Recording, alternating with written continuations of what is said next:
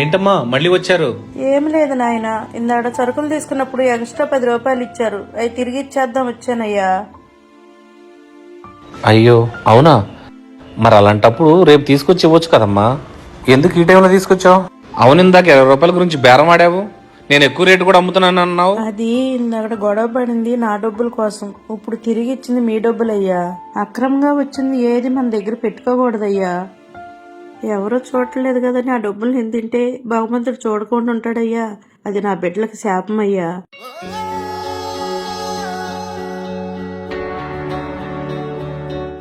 Sir నమస్తే. తిరుగు గారు నమస్తే, రండి. తిరుగు గారు ఏంటి సంగతిలో?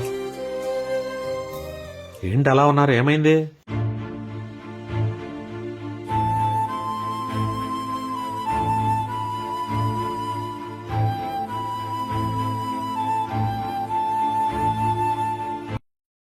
సార్ మీరు నన్ను క్షమించాలి. పోయిన వారంలో లెక్కల్లో తప్పు రాసి ఆ 25,000 నేను తీసేసుకున్నాను. అవునా? అసలు నేను అదేం గమనించలేదు. మరి మీరు ఉంచుకోవచ్చు కదా, ఎందుకు తెచ్చిచ్చారు మళ్ళీ? మీరైతే గమనించకపోవచ్చు, కానీ దేవుడు అనేవాడు పైన చూస్తూనే ఉంటాడు కదా సార్.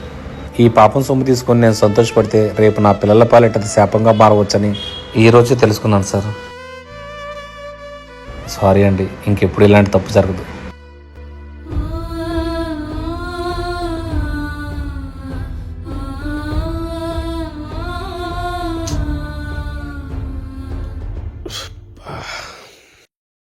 ఏమైందండి, ఎందుకు అలా ఉన్నారు? ఏం లేదు పావని, తను డబ్బులు ఇచ్చెళ్ళాడు కదా, అదే ఆలోచిస్తున్నా. పోనీలండి, తప్పు చేసినా సరిదిద్దుకున్నాడు, అది గొప్ప విషయమే కదా.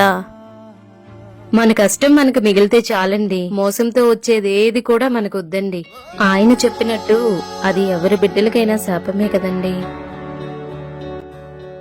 చూస్తున్నాం కదండి, ఈ క్షణమే మనది, తర్వాత ఏం జరుగుతుందో ఎవ్వరికీ తెలియదు. మొన్నొచ్చిన కరోనా చాలా గుణపాఠాలని నేర్పింది కదండి. 1 గంటకి 1 కోటి రూపాయలు ఖర్చు పెట్టగలిగిన ధనవంతులు కూడా ప్రాణాలు కాపాడుకోలేక కనుమరుగైపోయారు కదండి. ఈ లోకంలో ఏది శాశ్వతం చెప్పండి?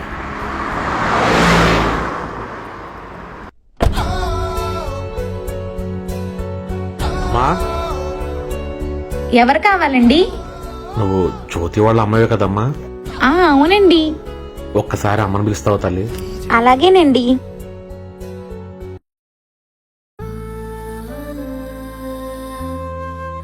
సార్ నమస్కారం. సార్ నమస్కారం అమ్మా.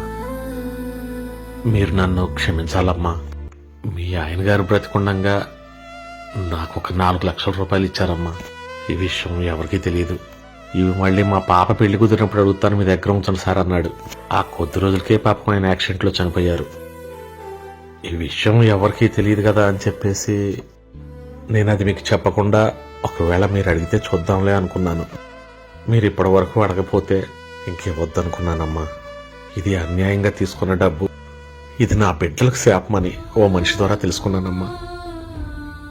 ఇది మీకు చెందాల్సిన డబ్బమ్మా, వడ్డీతో కలిపి 5 లక్షలు తీసుకోండి అమ్మా. నేను అప్పుడే మీ కష్టాల్లో ఇవ్వాల్సిందమ్మా, తప్పు చేశాను, క్షమించుతాను.